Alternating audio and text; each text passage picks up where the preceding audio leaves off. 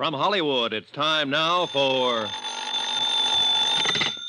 Johnny Dollar. Hi, Johnny. Pat McCracken at Universal Adjustment. Hello, Pat. Listen, I have something here I think may be Whoa, worth... hold it, boy. I've already packed. Huh? You are? Yep, taking off in about an hour. First plane out I can get. Well, how'd you know? I've been planning it for months. How could you? It only happened last Thursday. Pat, Yeah? I'm going on a vacation far, far away to sunny Southern California. Little town of La Jolla. And to help me keep out of sight from such as you, I'm taking along all my skin diving outfit. Bye. Well, wait, Johnny. That's right next door. To what? The case I want you to handle for us in San Diego. Just changed my plans, Pat. I'm going to Florida. No, listen, Johnny. There's enough commission on this case to pay for 2 vacations. And as long as you're going to be right there in Southern Cal anyway, look, why don't you drop in on me before you take off? Okay, sucker. What? Just talking to myself. I'll see you.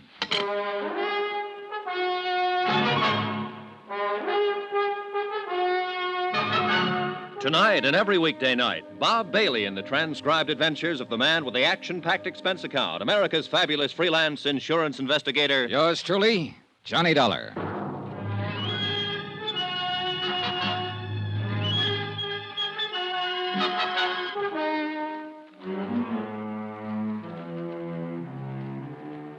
Expense account submitted by Special Investigator Johnny Dollar to the Universal Adjustment Bureau, Hartford, Connecticut.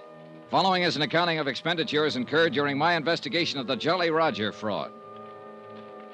Expense account item 1, taxi for myself and my vacation luggage to the offices of Universal Adjustment, 436 Parley Street, Hartford, in the hope I could argue both Pat McCracken and myself out of taking on the case.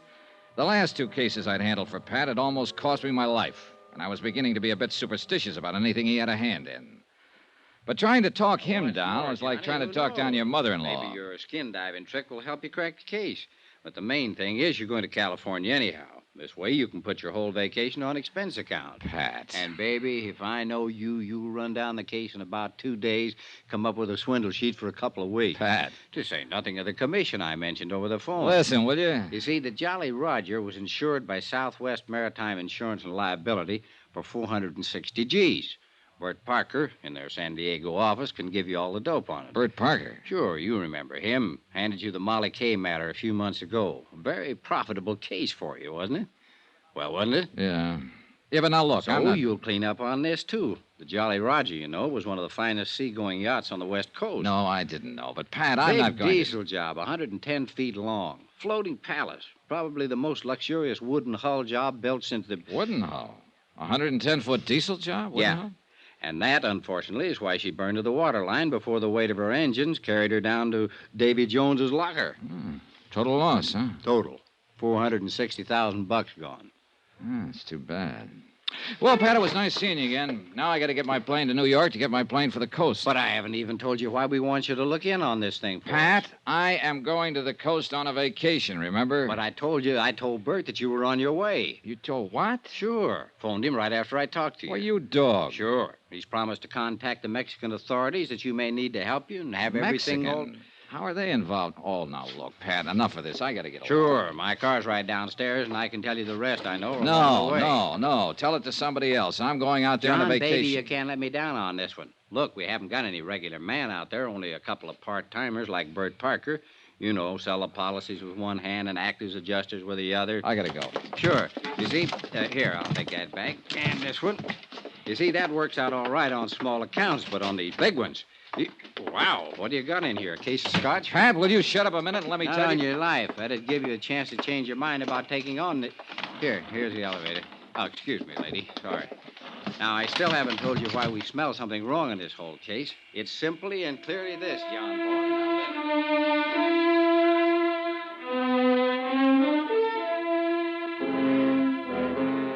Yeah, it's simply and clearly this. The diesel yacht Jolly Roger was owned by one Paula Zaganian, ex-rum runner, ex-gun runner, ex-shipping magnate, suspected spy through 2 world wars, and generally undesirable character, despite the millions he'd made. During the last war, he cleaned up by scaring some of the smaller countries into buying a lot of obsolete military equipment that was hardly fit for the scrap pile. And in more than one place around the world, there was anything but a welcome mat waiting for him. And in a lot of places, a lot of countries, the minute he landed his seagoing palace, the gendarmes would stick to him like flies to a molasses barrel just to make sure he behaved himself. Anyhow, trying to argue with Pat was useless, so I agreed to take on the case. Expense account, items 2, 3, and 4. $190, 4 cents. Plane fares and incidentals, Hartford to New York, New York to Los Angeles, L.A. to San Diego, where I hope to grab a cab to La Jolla before Bert Parker could find out I'd arrived. But I was met at the airport, but not by Bert Parker. Mr. Dollar. Yeah? I thought you were by the description. Oh, don't tell me they've got me on those wanted posters out here, too. Oh, silly. I'm Jan Penny, in Mr. Parker's office.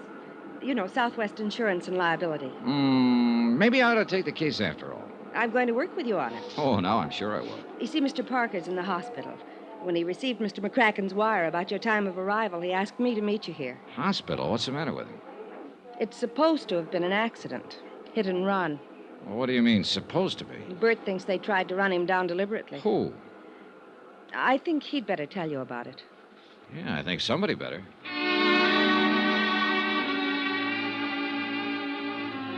We picked up my luggage, dropped it off at a hotel. I phoned the place I'd made a reservation in La Jolla and told them I might be a day late. And Jan Penny and I went on over to the Queen of Mercy Hospital to talk with Bert Parker. On doctor's orders, I went into his room alone. Bert looked terrible. So glad you could make it, Johnny. Hey, you sure you want to be trying to talk, Bert? Look, why don't we forget it now? I have to talk. Well, I can, Johnny. They try to kid me, tell me I'll be out of here in a couple of days. That lying, I saw the chart. Internal bleeding. Hey, Bert. Bert, take it easy, will you? Look, the doc said you have to take it easy.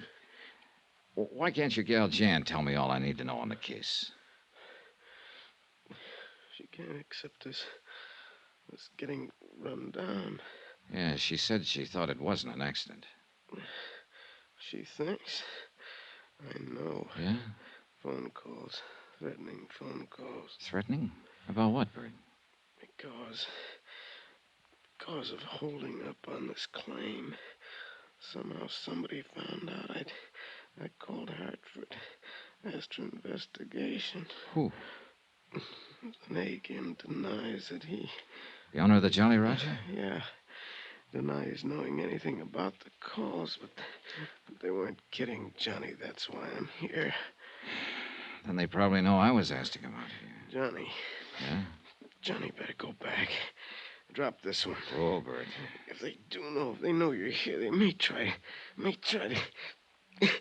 Johnny. Yeah? Hurts, Johnny. Nurse. 3 hours later, while Jan Penny and I paced the corridor, Bert Parker died. The only thing I'd learned from him was that I'd better be careful. Mighty careful.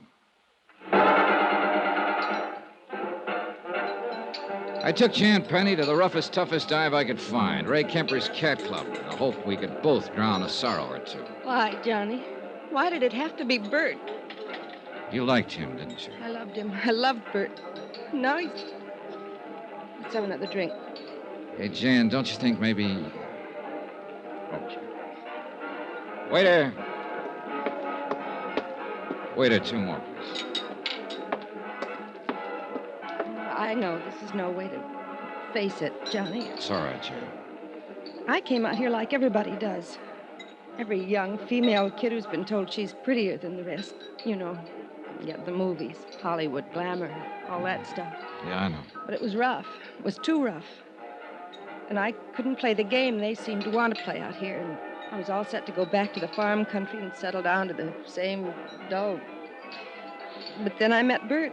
And instead of giving me just a lot of fast talk, he said he wanted to help me. He did, Johnny. He really did. Took me into his office here in San Diego. And we made this office, Johnny. We did. And he still didn't try to make any advances because he knew I wouldn't want that. But what he didn't know was that I loved him for it.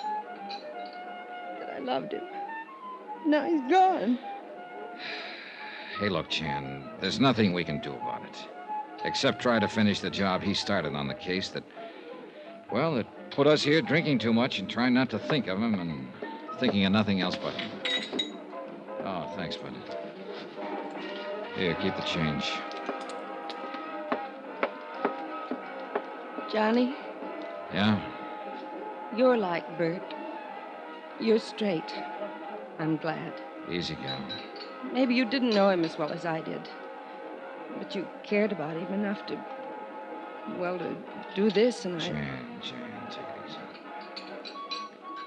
Listen, Jan. Yes? Grab your coat. I'm taking you home. I'm all right. Really, I am. You've got a double job to do tomorrow, his as well as yours. How can you talk? I know. I'm out here. I'm out here to knock off the Jolly Roger, make sure the payment of the claim is okay. At least that's why I came out here. Well, then how... Now I've also got to find out who... Well... Bert. Yeah. And I'm going to need your help. All right, Johnny. Come on, Jan. Grab your coat.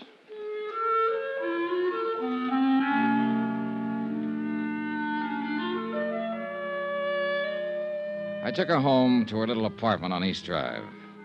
I didn't go up for the usual nightcap because I didn't want to. And I knew Jan didn't want me to. I dropped into police headquarters, homicide first, and then traffic detail to see if they'd been able to dig up anything on the hit-run driver who'd killed Bert.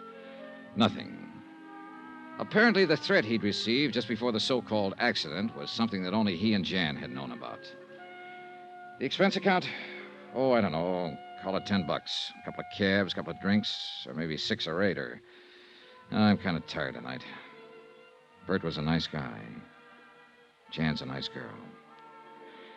In the morning, I'll call the hotel in La Jolla and delay my reservation there another day. Meantime, I'll get some sleep, I guess. Maybe I'll even cook me up a dream or two about skin diving and sunning on the rocks of La Jolla after all this whole rotten case is cleared up. Get myself a good winter tan to take the place of this high eastern pallor I've been trying to get. Oh. Hello. Hello. Johnny. Hello? Johnny, listen. Hello, I can't... Jan? Yes, Johnny. Listen to me. Yeah. We must have been followed tonight. Huh? Jan? I got a phone call just a minute ago. Yeah? A man. He threatened me. What do you mean he threatened you? How? Who was it? I don't know. He said, if I help you, Yeah? there'll be another accident. To me. Jan. And to you. And to you. Listen, Jan. Oh, Johnny, I'm afraid.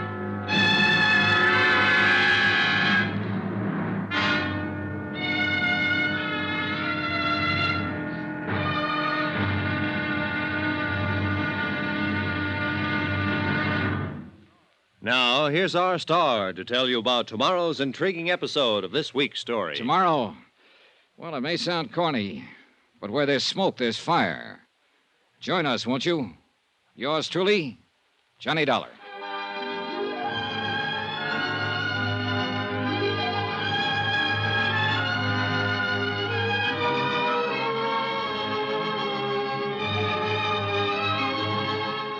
Yours truly, Johnny Dollar, starring Bob Bailey, is transcribed in Hollywood. It is produced and directed by Jack Johnstone, who also wrote tonight's story. Be sure to join us tomorrow night, same time and station, for the next exciting episode of Yours truly, Johnny Dollar. Roy Rowan speaking.